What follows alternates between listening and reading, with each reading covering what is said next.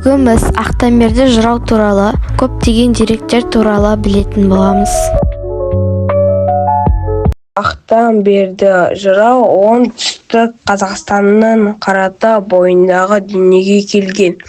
15 жасынан бастап Орта Азияға хандықтармен, одан кейін жоңғарларға қарсы ұрыстарға қатысып көзге түсті. Ақтамберді жырау жастайынан батыр атанып, соғыс өнерін игеріп өскен.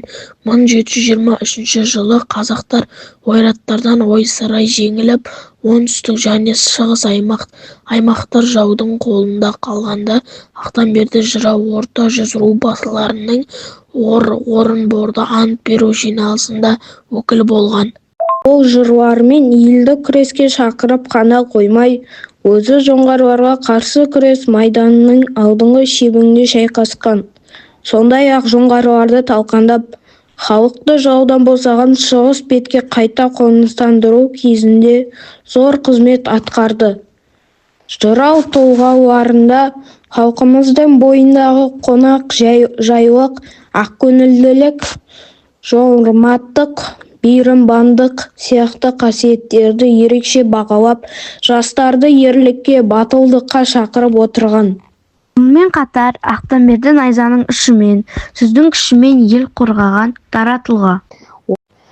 Соғыстарға ерлігімен танылған Ақтамберді жырау жас кезінен батыр болып, жоңғарларға шапқыншылығына қарсы соғыстарға қатысқан. Ол тек жырау емес, ел қорғаған ер тұлға, ұрпаққа өсиет қалдырған жырау. Ол өз жырауларын жастық шақ, ерлік, ата-анаға құрмет, елге адалдық сияқты тақырыптарды көтеріп, кейінгі ұрпаққа тәрбиелеуге үлкен үлес қосты. 200 жыл өмір сүрген деген аңыз бар.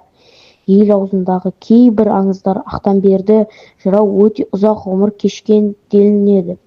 Бұл оның дана, рухани бай адам болғанын белгілері ретінде айтылады. Ақтамберді жырау елдің бірлігін, жұрттың татулығын бәрінен жоғары қойды. Оның жырларына тек батырлық емес, елге адал қызмет ету, әділдік пен ынтымаққа үндейтін терең ойлар бар.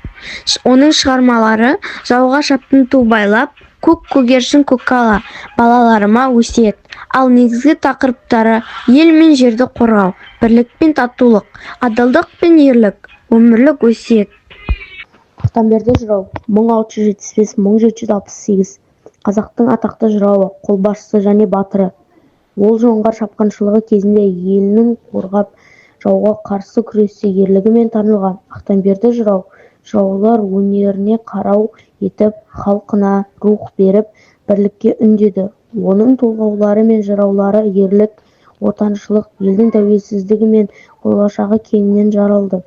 Жырау елінің берекесі, батырлықты, ер азаматтың міндетін, жастық пен кәрілік айырмасын тең философиялық мазмұнын жеткізген.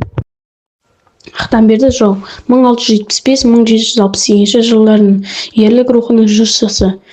Жау жүрек жырау. Ақтамберді жасынан батыр болып өсіп, қолына қылыш ұстап жауға қарсы шапқан. Ол тек жырмен емес, найзамен де елін қорғаған. Өз жырларына батырлық пен ерлік дәріптеді. Жыр ұран болған. Оның өлеңдері жауынгерлерге рух беріп, шайқас алдында ұран ретінде айтылған. Жауға шаптым, ту байлап деген өлең жолдары әлі күнге дейін ел арасында әйгілі.